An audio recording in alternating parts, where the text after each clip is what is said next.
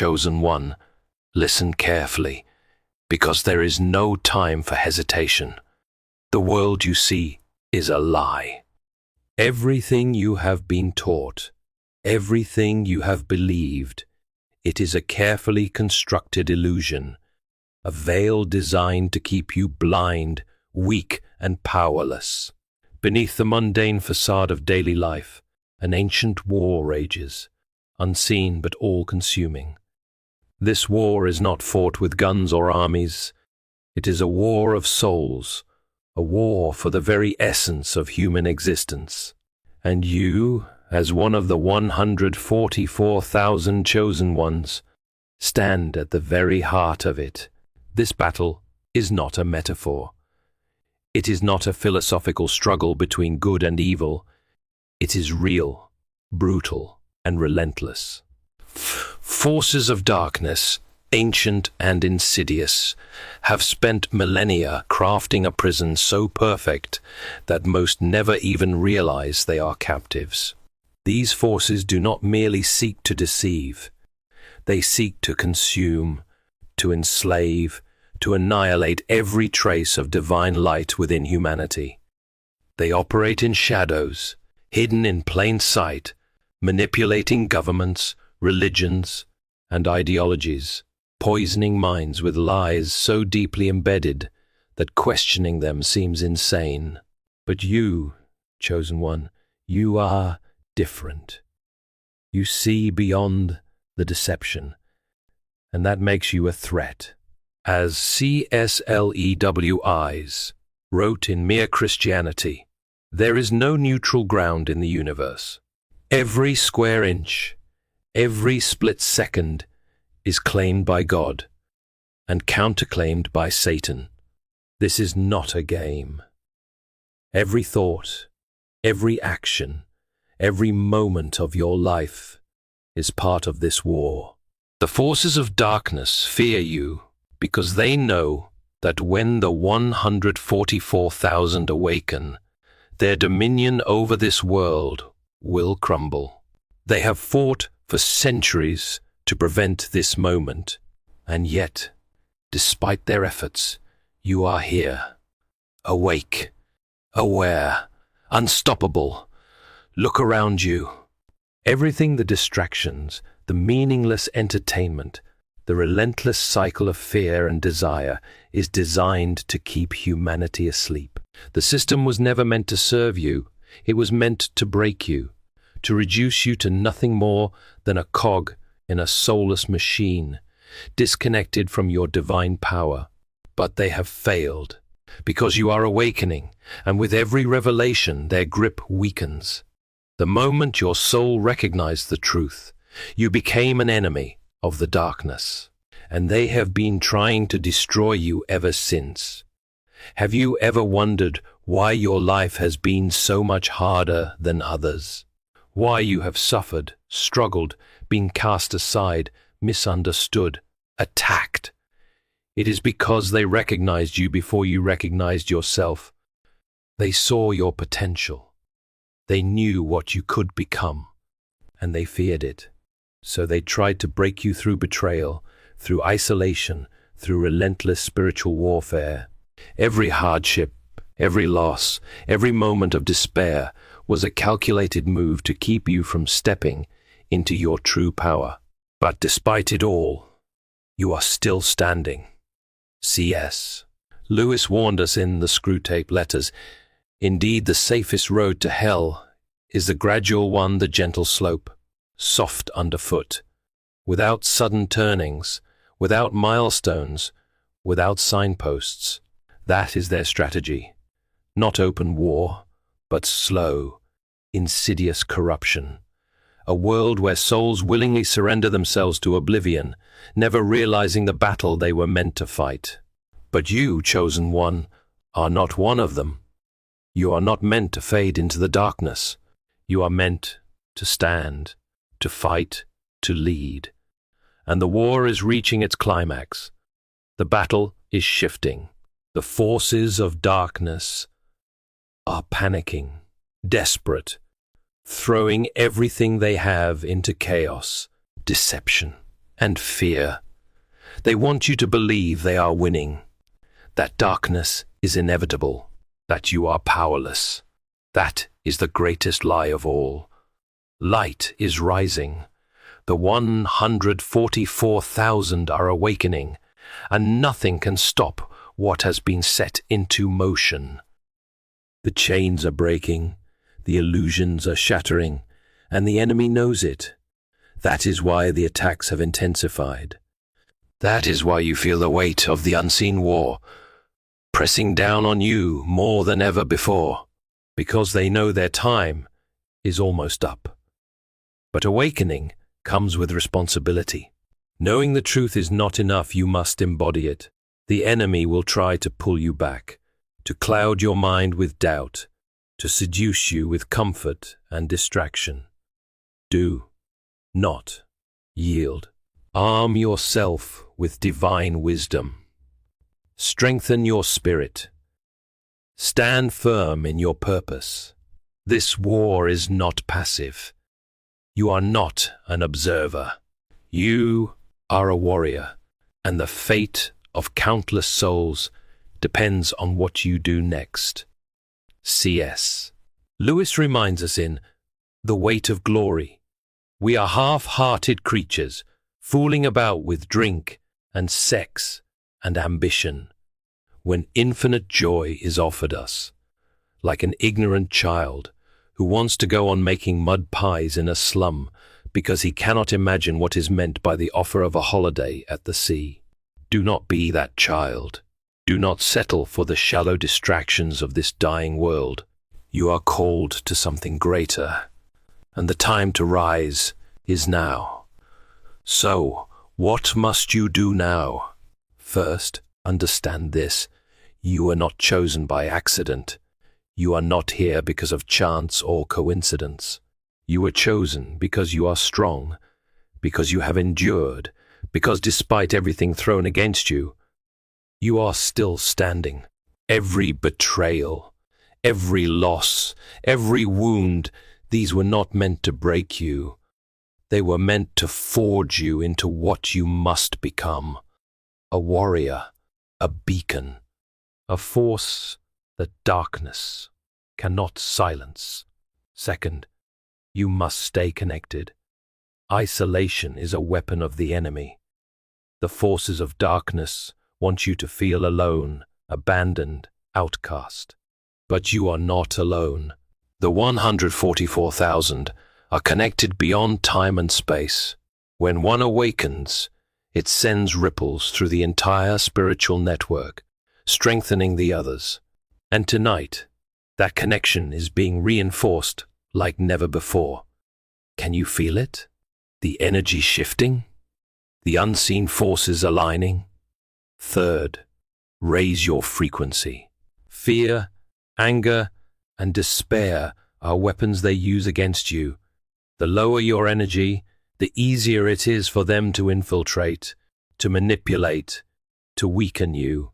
Do not let them in. Guard your spirit. Shield your mind. Fortify your soul. Meditate. Pray.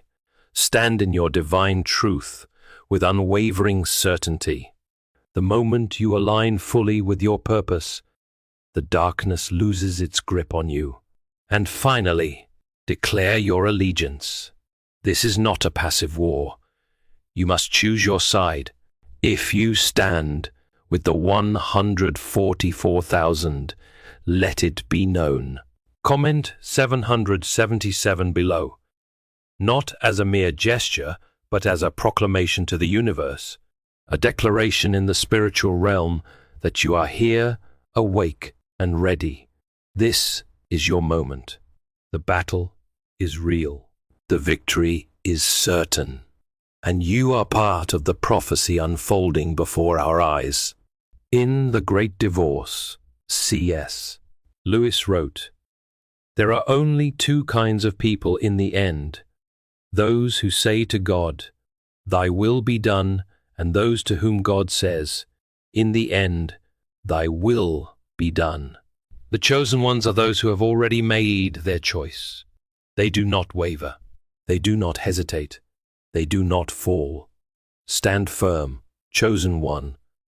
The war rages on, but the outcome is already written. The light has won, and tonight is unlike any other. The spiritual realm is shifting, the energy intensifies, and the unseen world prepares for something monumental. Those who are attuned will feel it deep within their souls, a powerful force, calling them into alignment, an undeniable pull toward their divine purpose. This is not an event the world will recognize. It is beyond physical sight, beyond earthly comprehension. It is happening on a higher plane, in a dimension where energy, destiny, and divine order weave together in perfect synchrony. The chosen ones, whether they fully understand it yet or not, are being drawn into this convergence. The frequencies are merging, harmonizing, amplifying. The 144,000 are uniting, and with that unity comes an unstoppable force. The time is now. There is no turning back. Rise. Step forward. Fulfill your destiny. For some, the shift will manifest in a deep sense of peace, as if a great weight has been lifted from their spirit. It will feel as though everything is suddenly clearer, as if the purpose they've always sensed but never fully understood is finally revealing itself. A knowing will settle within them, a certainty that they are exactly where they need to be, doing exactly what they were meant to do. For others, the unification will bring a surge of energy so intense that it cannot be ignored. A pulse, a vibration, an electrifying force moving through their being. They may feel their body tingling, their heart racing, their mind expanding beyond its usual limits. Some will have visions, flashes of light, messages from their higher self or divine guides. They will see things not with their eyes, but with their soul, symbols, patterns, glimpses of what is unfolding in the spiritual realm. Many will experience heightened intuition. The veil between dimensions will be thinner than ever, making it easier for divine wisdom to flow into their consciousness. Answers to long-asked questions will come effortlessly. The guidance they have been seeking will make itself known, not in a loud voice, but in whispers of deep understanding. Decisions that once seemed difficult will become clear. The next steps will reveal themselves without force or struggle. Some will feel emotional purging. This is a cleansing, a release of old energy that no longer serves them. Tears may come without warning, not from sadness, but from an overwhelming recognition of truth. It is the soul shedding the last remnants of fear, doubt, and limitation. It is the final preparation for stepping fully into their divine purpose. Others will experience this event through their dreams. As they sleep, their soul will be drawn into the gathering, where knowledge will be imparted, codes will be activated, and their spirit will be strengthened for the journey ahead. They may wake with vivid memories of places they have never been, faces they do not recognize, yet they will know deep within that these visions were real. They were there. They took part in the unification. And then there are those who will feel the collective energy of the 144,000 merging with their own. It will feel like a force greater than themselves, something beyond words, something vast and eternal. It will be undeniable. They will sense the presence of others, even if they are alone. They will feel the unity, the connection, the recognition that they are part of something infinitely larger than their individual existence. Tonight is not just another night. It is a turning point in the spiritual war, a moment when the chosen ones synchronize their energy, amplify their frequency, and prepare for what is to come. The world is on the brink of great changes, and the 144,000 are the ones who will anchor the light in the midst of it all. You are not just one person. You are part of a divine force moving as one. This is your confirmation. The signs you have been receiving, the synchronicities, the repeated numbers, they have all been leading you to this realization. You are one of the 144. And tonight your spirit will unite with the others who share this sacred purpose. The knowledge of the 144,000 was not meant for everyone. It was kept hidden, protected, known only to those who were destined to understand it. Many have read about it in religious scriptures, in mystical teachings, but few truly comprehend its meaning. Some believe it refers to a literal number of souls. Others see it as a symbol of a greater collective consciousness rising to power. But the truth is deeper, more profound, and more powerful than most realize. This prophecy speaks of the chosen souls who were set apart before birth, marked by divine authority to lead the world through its most challenging times. These 144,000 are not chosen because of status, wealth, or earthly power. No, they are chosen because of the strength of their spirit, the purity of their mission, and their unwavering connection to the divine. They are the spiritual warriors, the light carriers, the ones who have endured lifetimes of trials and tribulations to prepare for this exact moment in history. The prophecy is not bound to a single religion, culture, or doctrine. It has been whispered in the sacred scriptures of many traditions. Some refer to them as the sealed ones in ancient biblical texts, others as the warriors of the final awakening. The message is the same. These chosen ones will rise at the appointed time to fulfill the divine mission. The mission is not one of destruction, but of awakening.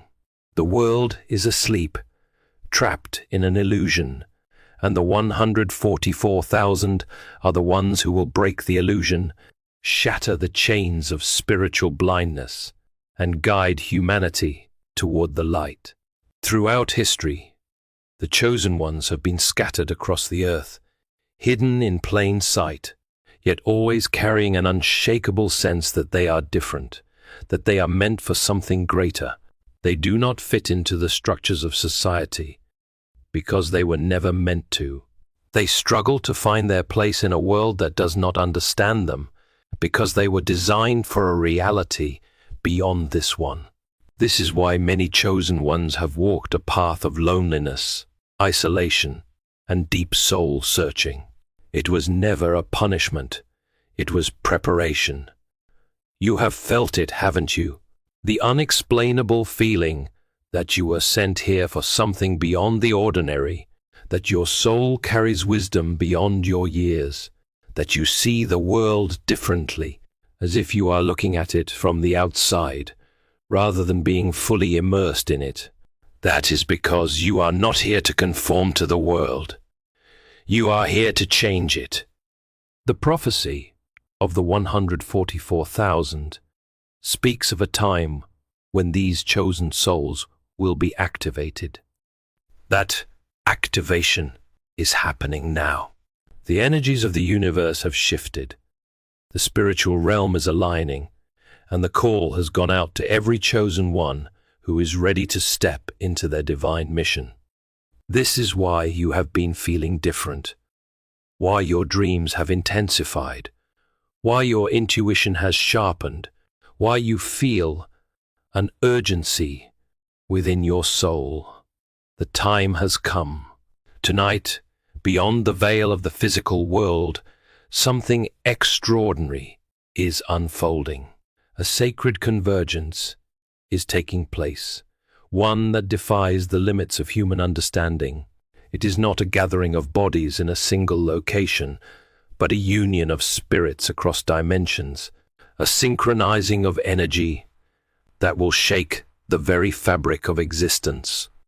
The 144,000, those who have been called, chosen, and awakened, are stepping into a new phase of their divine mission. This night is unlike any other. It is a moment that was foreseen long before time itself began, a moment where the awakened ones receive celestial transmissions, divine downloads, and sacred instructions. These messages, not spoken in words, but carried in waves of pure energy, will propel the chosen into their next level of power, purpose, and divine authority. The forces of darkness tremble at this unification. They have long sought to prevent this moment, to keep the chosen ones asleep, distracted, and divided.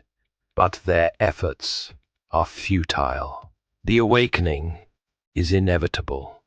The convergence is unstoppable. The prophecy is unfolding exactly as it was written. Not all will understand what is happening. Many will remain unaware, their spirits still veiled by illusion, their minds consumed by the distractions of the world. And that is okay. This is not a call for recognition, validation, or worldly approval. This is a sacred activation, a spiritual realignment, a fulfillment of destiny that transcends human comprehension. Chosen one, tonight is a turning point. You are here for a reason. You are not just another soul wandering aimlessly through existence. You are part of something far greater. Your energy is needed. Your presence is counted. The spiritual realm is watching, and heaven is taking note. Let your soul declare, I am one of the 144. Oh, let your light shine so brightly that even the deepest shadows cannot extinguish it. Let the universe feel your presence. This is your moment. The prophecy is alive, and you are at the center of it. Tonight, the world will not see what is happening, but the heavens will know. And soon, the ripple effects of this convergence will manifest in ways beyond imagination. The mission continues. The awakening accelerates. The chosen rise. Amen and amen.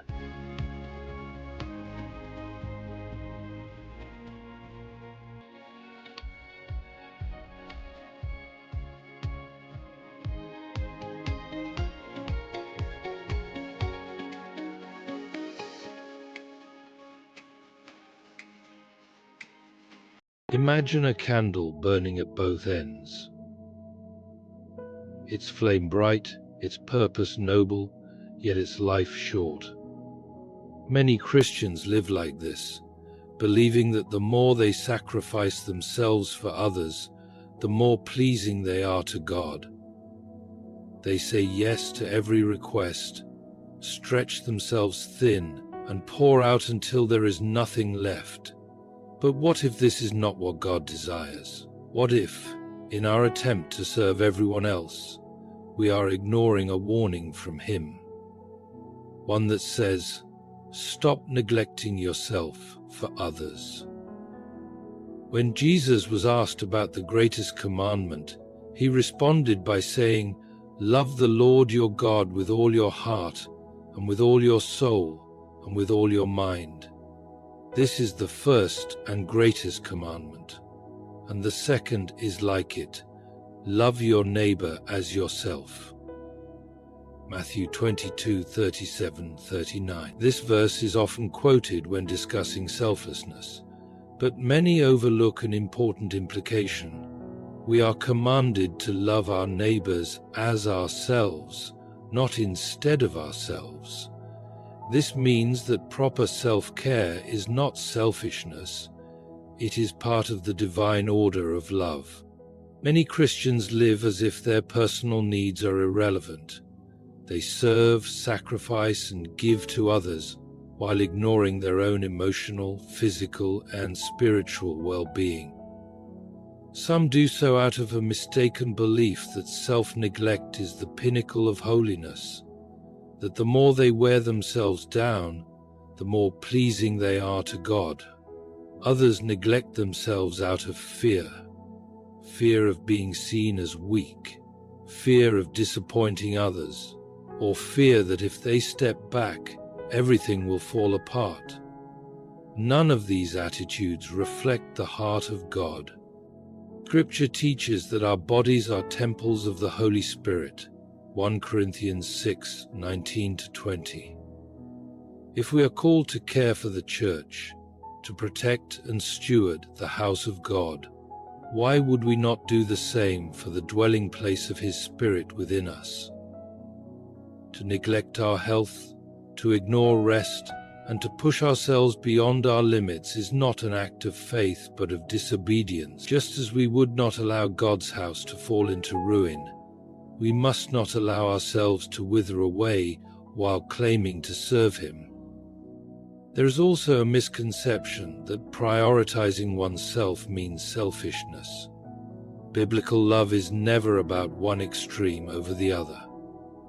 True Christ-like love is balanced. If we love ourselves in a godly way, we recognize that we are vessels meant to be filled before we pour out. We understand that we cannot minister effectively if we are physically exhausted, emotionally drained, or spiritually empty. Imagine a shepherd who neglects his own well-being. If he becomes too weak to walk, how can he guide the sheep? If he collapses from exhaustion, how can he protect them? In the same way, if we fail to tend to our own needs, we cannot properly care for those entrusted to us. Jesus himself modeled this balance. Though he lived a life of service, he also withdrew to rest, pray, and rejuvenate. But Jesus often withdrew to lonely places and prayed, Luke 5:16. If the Son of God saw the necessity of stepping away from the crowds to reconnect with the Father, how much more do we need to do the same? Many believers struggle with guilt when they take time for themselves, but this guilt is not from God. The enemy thrives on twisting good intentions into burdens. If he cannot make us fall into sin, he will push us into exhaustion. Loving others as ourselves means we must first learn to love ourselves rightly. This does not mean indulging in selfishness, but rather recognizing that we too are God's creation, deserving of care, respect, and restoration. When we are whole, we can love others more effectively. When we are strong in Christ, we can truly serve. To ignore this truth is not humility, but misunderstanding. To embrace it is to walk in obedience to God's design for love. Jesus, though fully God, was also fully human. And in his time on earth, he demonstrated a rhythm of life that included both service and rest. He healed the sick, taught the crowds, and poured himself out in love.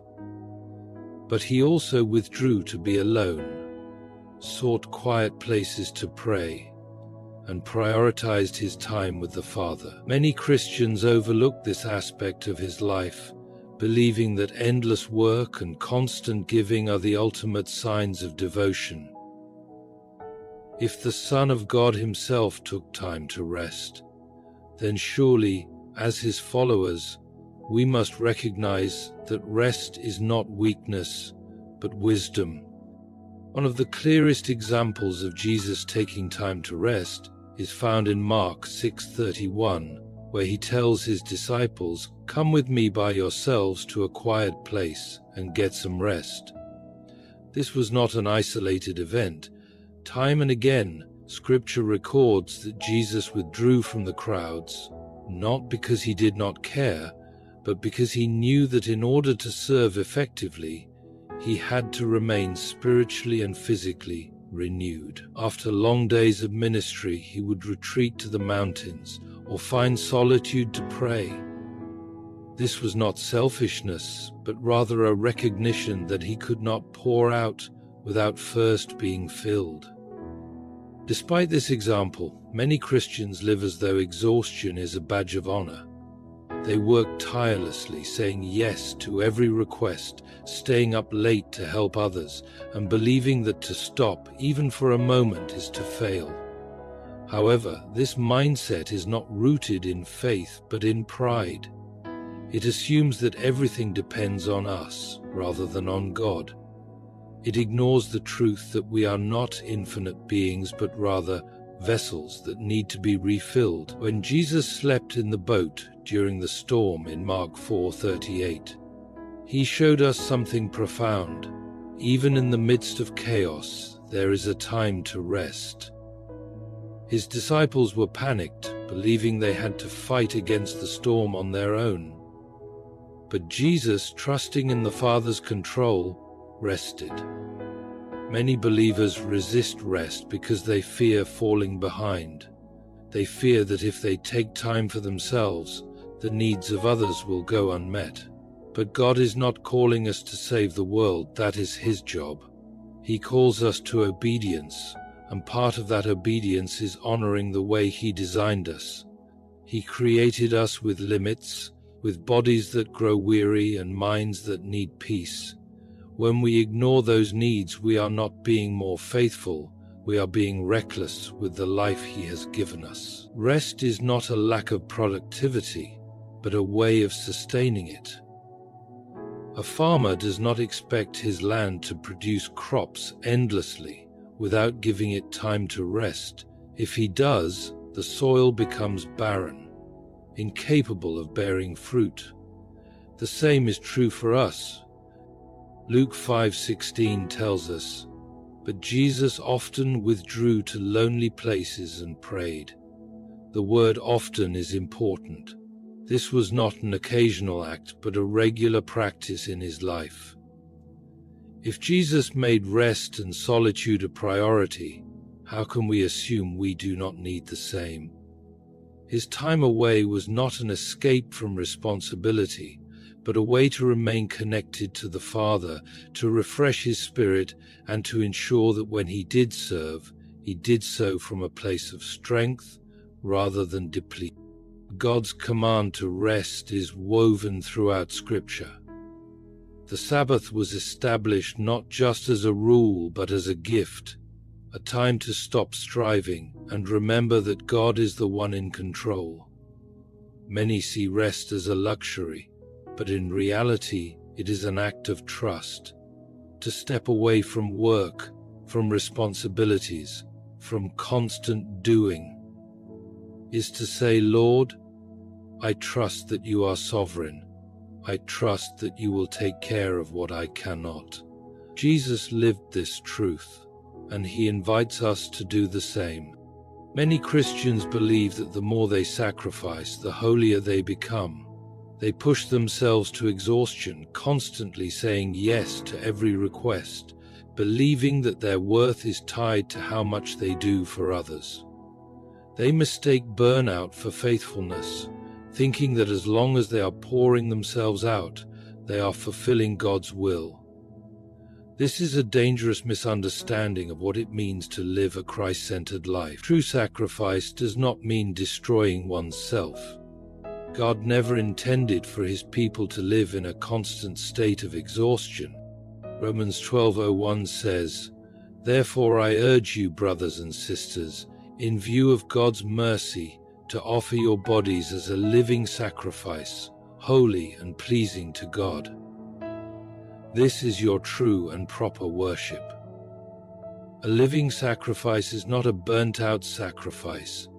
God asks us to offer ourselves to Him fully, but that does not mean we should neglect our well-being in the process. Many believe that by overworking themselves, they are proving their love for God, but they forget that love requires sustainability.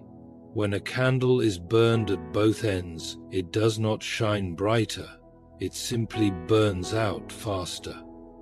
Jesus never modeled a life of endless striving. He did not heal every person in Israel, nor did he answer every demand placed upon him. There were moments when he chose to step away, despite the crowd still calling for him. In Mark 1:35-37, after a day of healing and ministry, Jesus got up early and went to a solitary place to pray. When his disciples found him, they said, "Everyone is looking for you."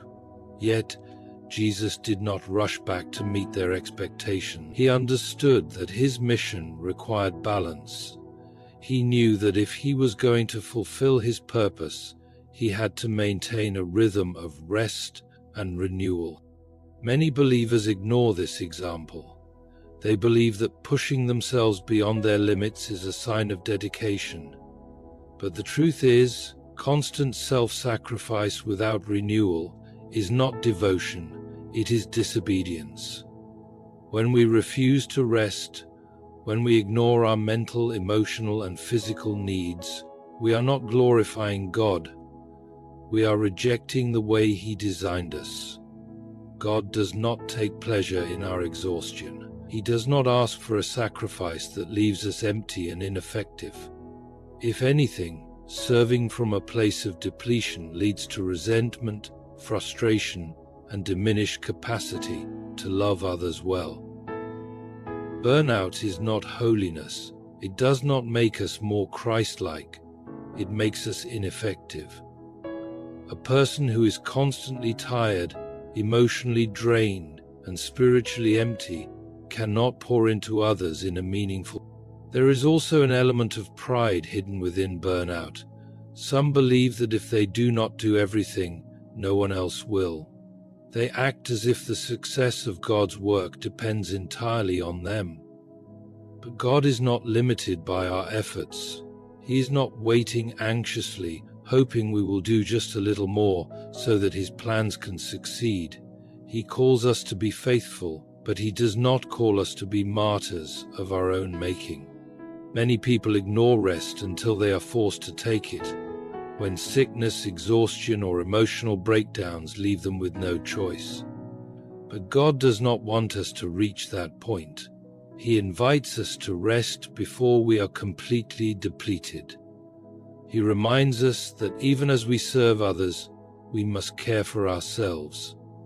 Loving our neighbors as ourselves means that we must first ensure we are whole, strong, and filled with His presence. Otherwise, we are not truly offering love, we are merely surviving. Many people assume that neglecting themselves is an act of humility. They believe that prioritizing their own needs is selfish, and that true devotion to God means always putting others first, no matter the cost. While selflessness is a key Christian virtue, there is a fine line between genuine humility and a distorted view of it. What seems like humility is actually a form of pride disguised as self-sacrifice. One of the most dangerous lies a believer can believe is that they are too important to rest. Some people refuse to take a break because they think everything depends on them. They say, "If I stop, who will take care of my family? Who will handle the work? Who will serve in the church?" While these concerns may come from a sincere heart, they reveal a hidden belief that they are indispensable, as if God's plans cannot move forward without their constant effort. But this mindset places too much focus on self rather than on God.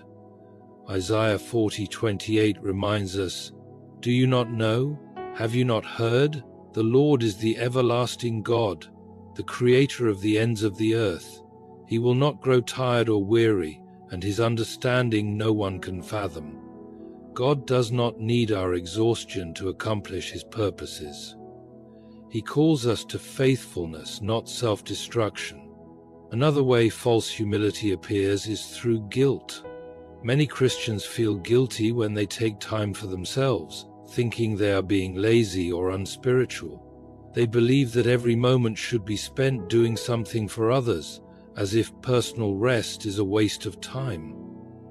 But Jesus himself did not live this way. In Matthew 14:23, after feeding the 5,000, he went up on a mountainside by himself to pray. Later that night he was there alone. Even after a great act of ministry, he did not rush to do more. He withdrew to be alone with the Father. If Jesus, who had the weight of the world on his shoulders, took time to rest, why do so many believers feel guilty for doing the same? Some people resist rest because they believe that suffering is proof of devotion. They think that the more tired, worn out, or overworked they are, the more pleasing they must be to God. But this is not biblical. Jesus called his followers to take up their cross, but he never said that exhaustion was the measure of holiness.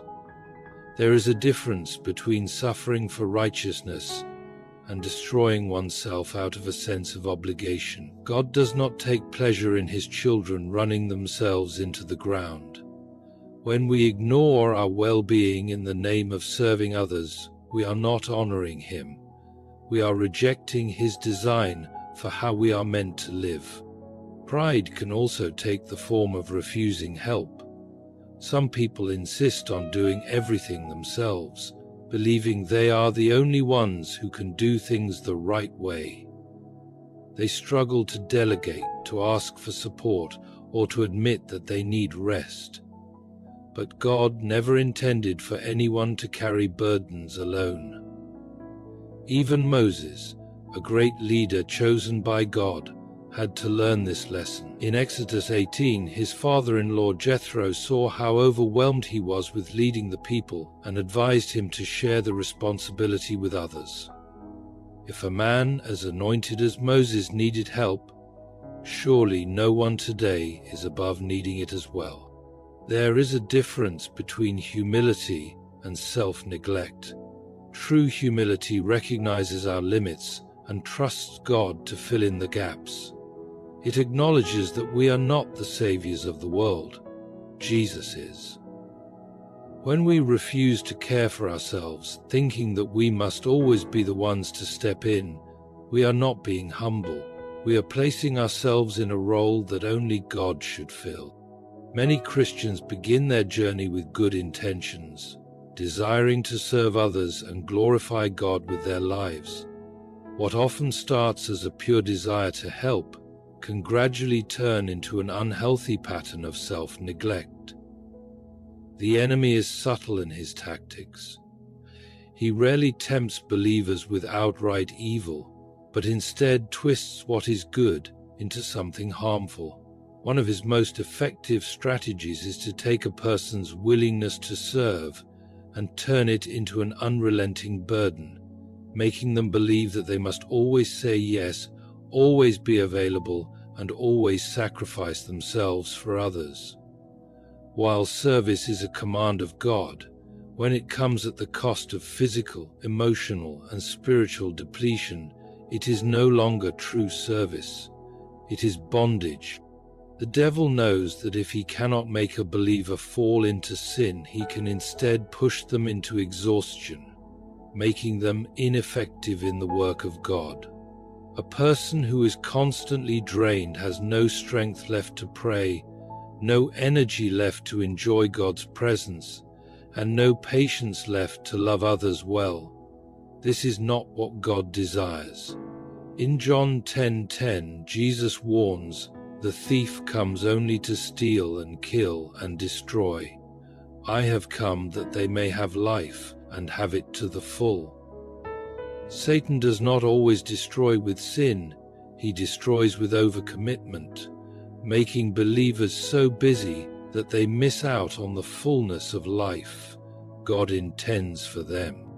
Many people believe that the more they give, the more they are fulfilling their purpose.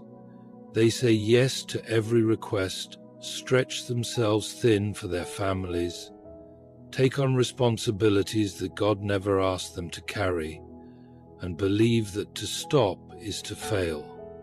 But the enemy knows that a weary Christian, he whispers lies that say, "You are needed. If you stop, everything will fall apart.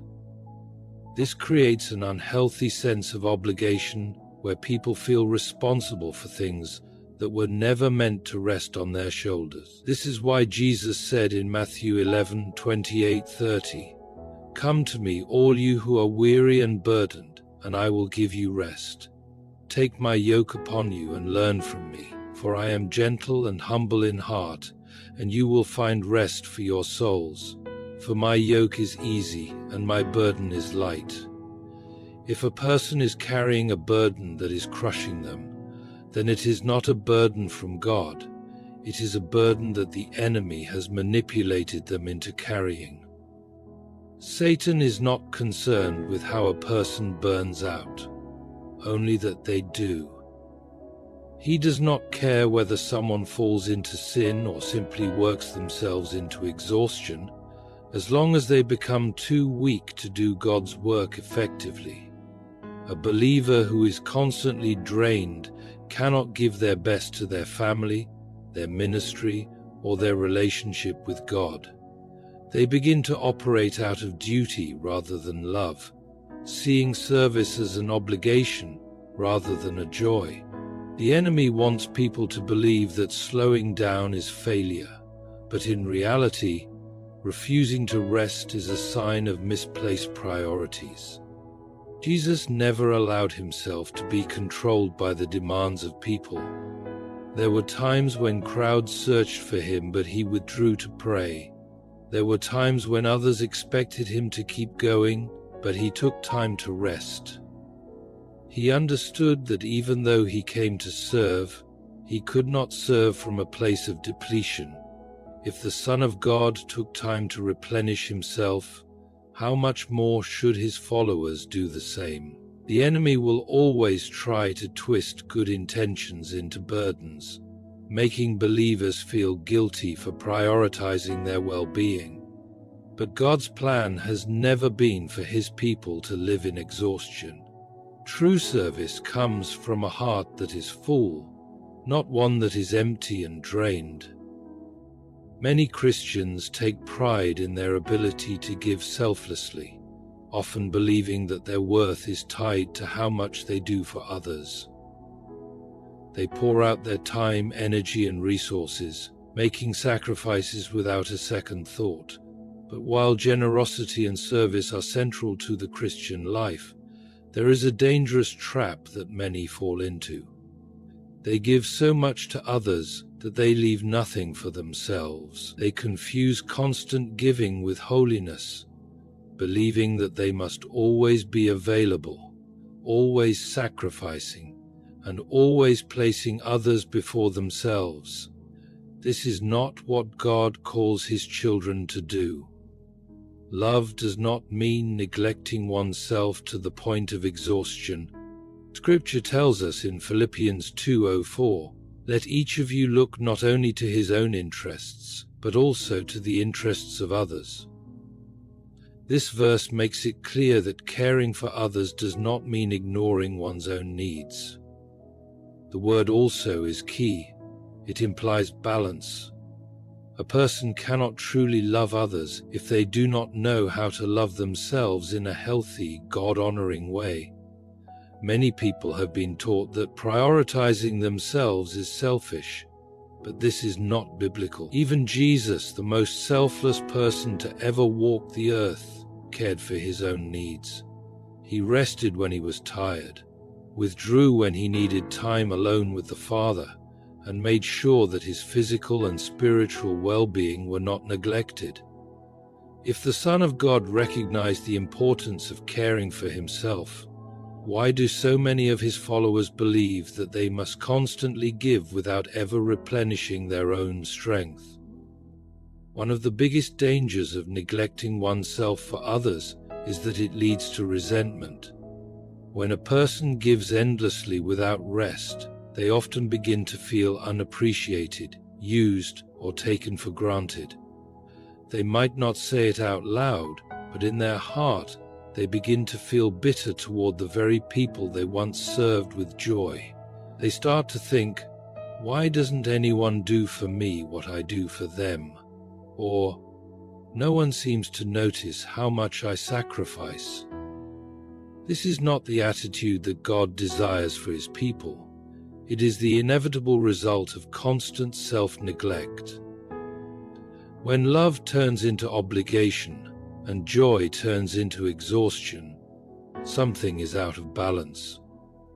Galatians 6:9 warns, "Let us not grow weary in doing good, for at the proper time we will reap a harvest if we do not give up." This verse acknowledges that even good works can become exhausting if they are not done wisely. God does not expect his children to run themselves into the ground for the sake of others. He wants them to serve from a place of abundance, not depletion. When a person is constantly running on empty, they cannot give their best to anyone, not to their family, their friends, their ministry, or even to God. They begin to give half-heartedly, simply because they have nothing left to offer. There is a reason why God designed the human body and mind to need rest. Just as a lamp cannot shine without oil, a person cannot pour into others if they themselves are empty.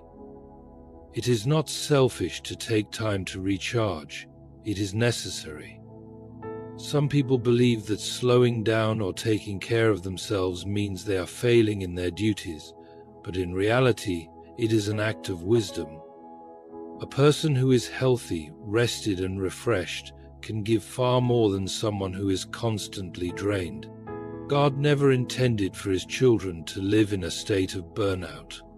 True love is sustainable. It is not about depleting oneself for others, but about maintaining a balance where both the giver and the receiver are strengthened. Jesus set the perfect example, showing that self-care and service are not enemies, they are partners. When his followers learn to care for themselves as he did, they will find that their love for others grows deeper, stronger, and more enduring. God never intended for his children to live in a constant state of exhaustion, pouring themselves out until they have nothing left to give. True love and service are not about self-destruction, but about balance, giving from a place of strength rather than depletion. Jesus himself set the example, demonstrating that even the most devoted servant must take time to rest, seek renewal, and care for their well-being. Neglecting oneself is not an act of holiness, it is a misunderstanding of God's design. He calls his people to love others, but not at the cost of their own health, joy, or relationship with him.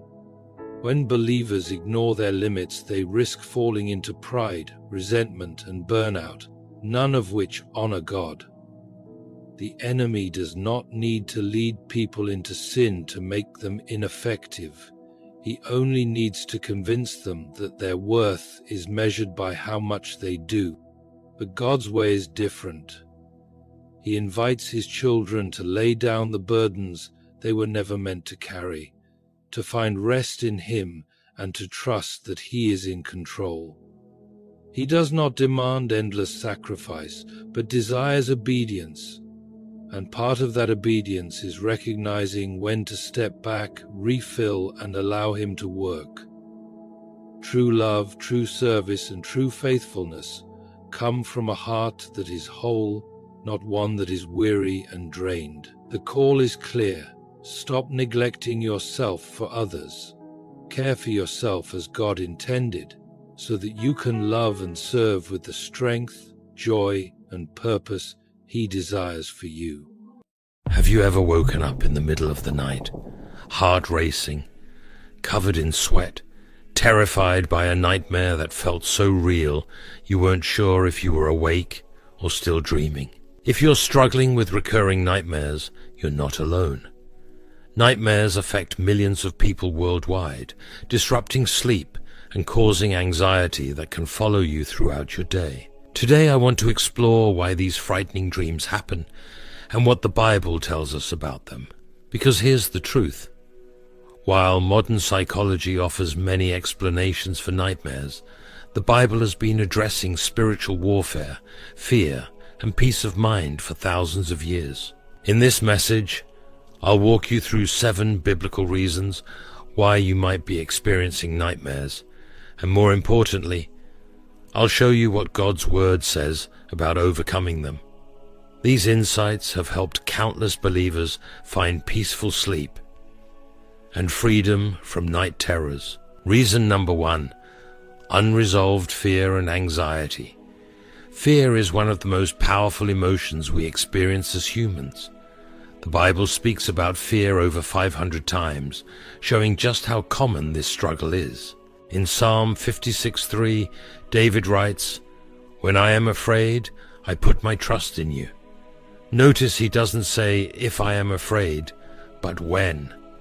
Even this great man of faith acknowledged that fear would be part of his journey. When we carry unresolved fears and anxieties throughout our day, they don't simply disappear when we close our eyes at night. Instead, they often manifest in our dreams as nightmares. Our subconscious mind processes these emotions while we sleep, sometimes creating frightening scenarios that reflect our deepest worries. Think about what's been weighing on your mind lately. Are you worried about your health, your finances, your relationships, your future?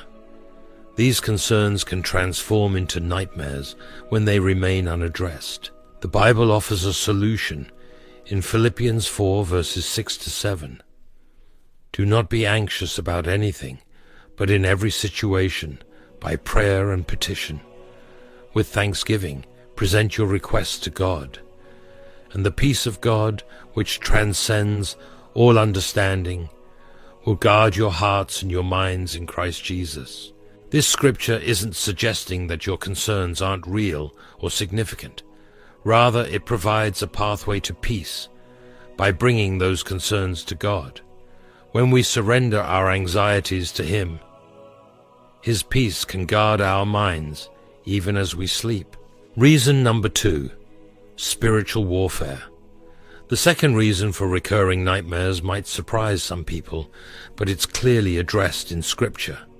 Ephesians 6:12 tells us, "For our struggle is not against flesh and blood, but against the rulers, against the authorities, against the powers of this dark world, and against the spiritual forces of evil in the heavenly realms."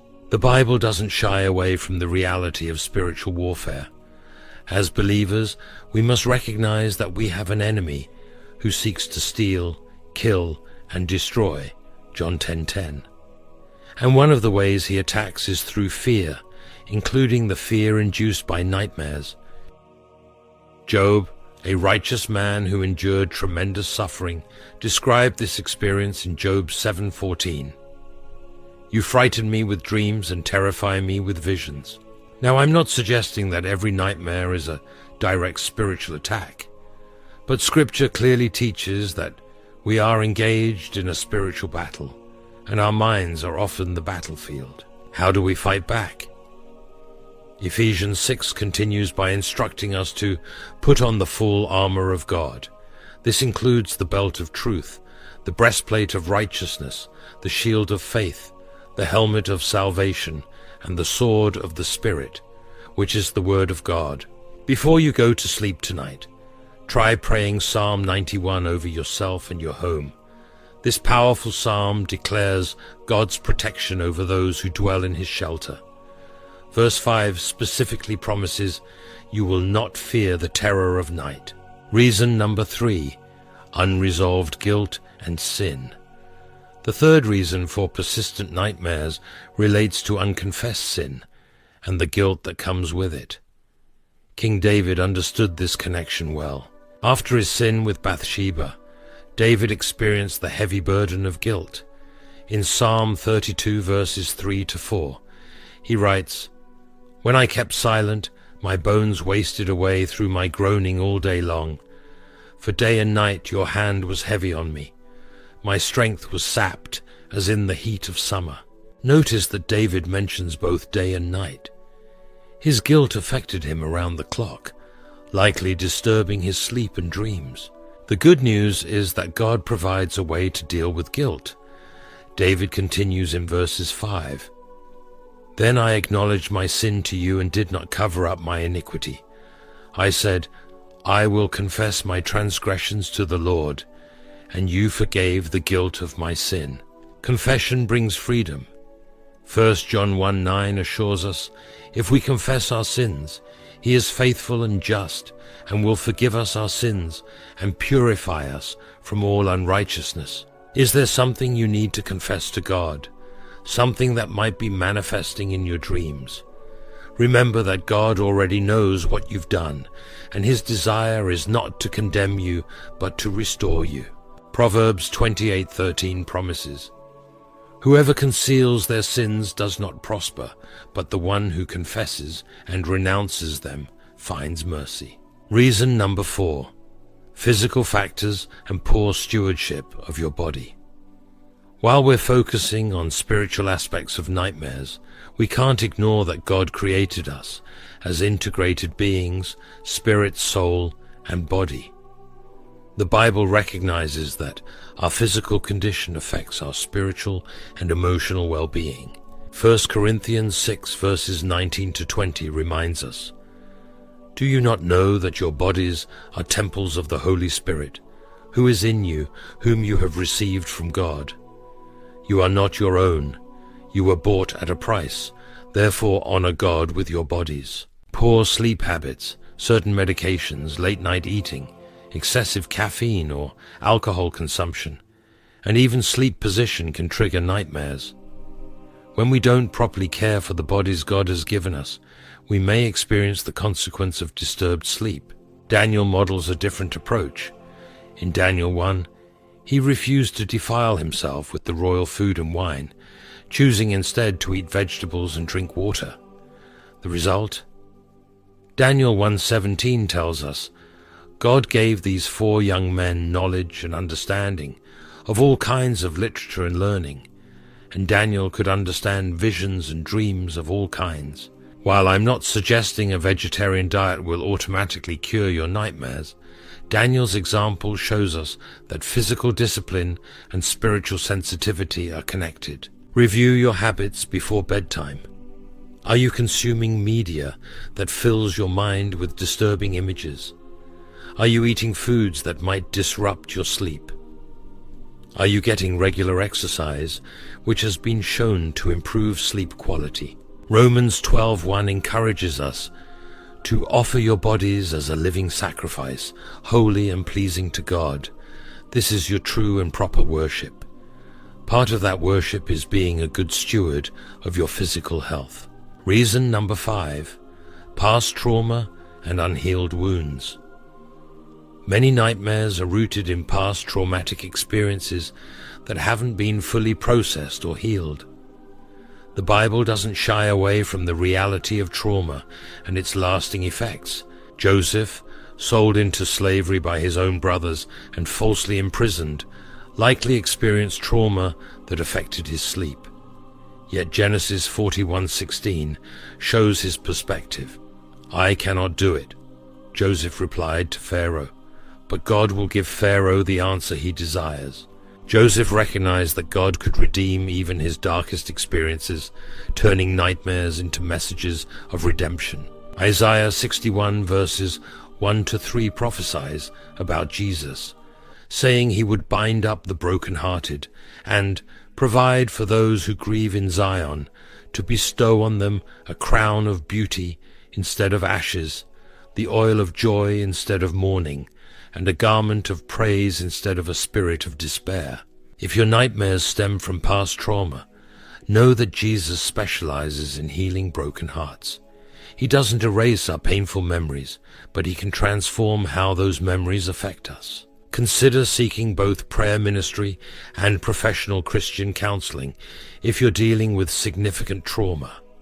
Psalm 147:3 promises, he heals the brokenhearted and binds up their wounds.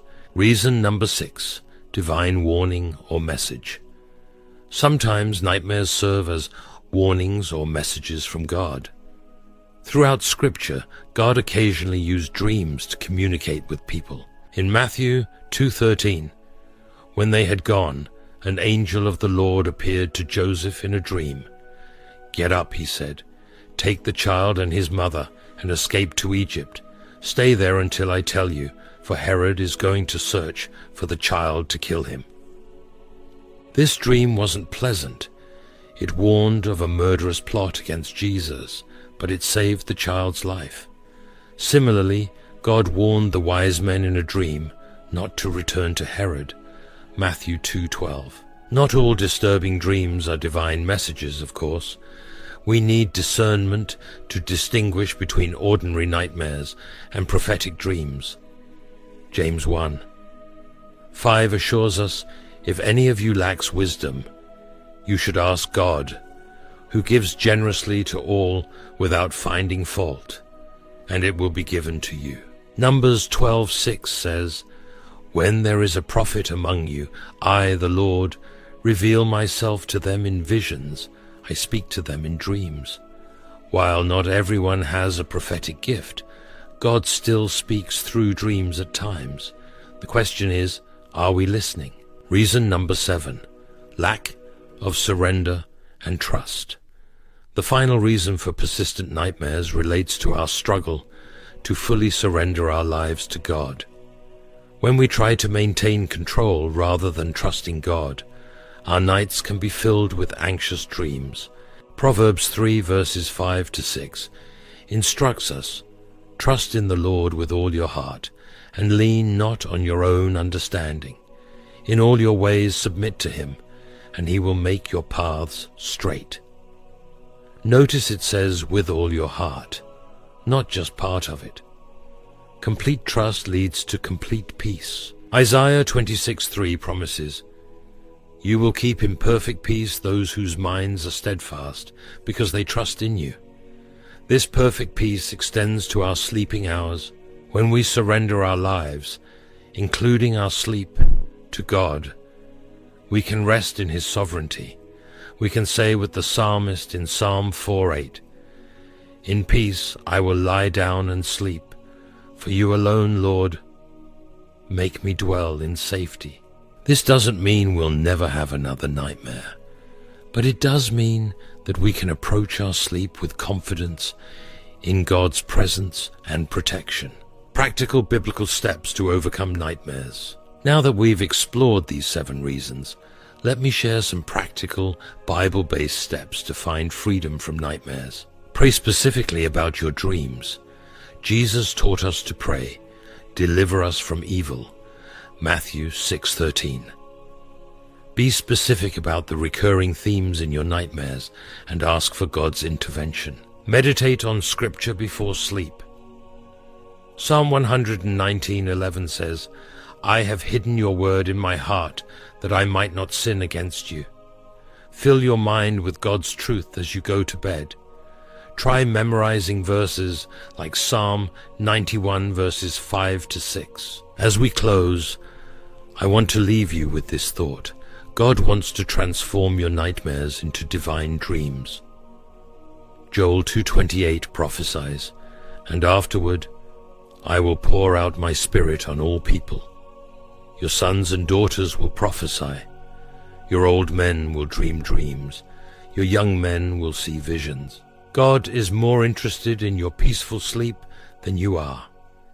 He says in Jeremiah 29:11, "For I know the plans I have for you, declares the Lord, plans to prosper you and not to harm you, plans to give you hope and a future." Those plans include restful nights and peaceful sleep. Remember Peter in Acts 12? He was scheduled for execution the next day, yet he was sleeping so soundly that an angel had to strike him on the side to wake him up. That's the kind of peace God offers. Peace that defies understanding. Peace that can sleep in the face of tomorrow's troubles. Tonight, as you prepare for sleep, I encourage you to pray this simple prayer. Lord Jesus, I surrender my sleep to you. I ask for your protection over my mind and dreams. Replace my nightmares with your peace that passes understanding. I trust that you are with me in the darkness, as in the light. In your name, amen. May Psalm 4:8 be your experience tonight and every night. In peace I will lie down and sleep, for you alone, Lord, make me dwell in safety.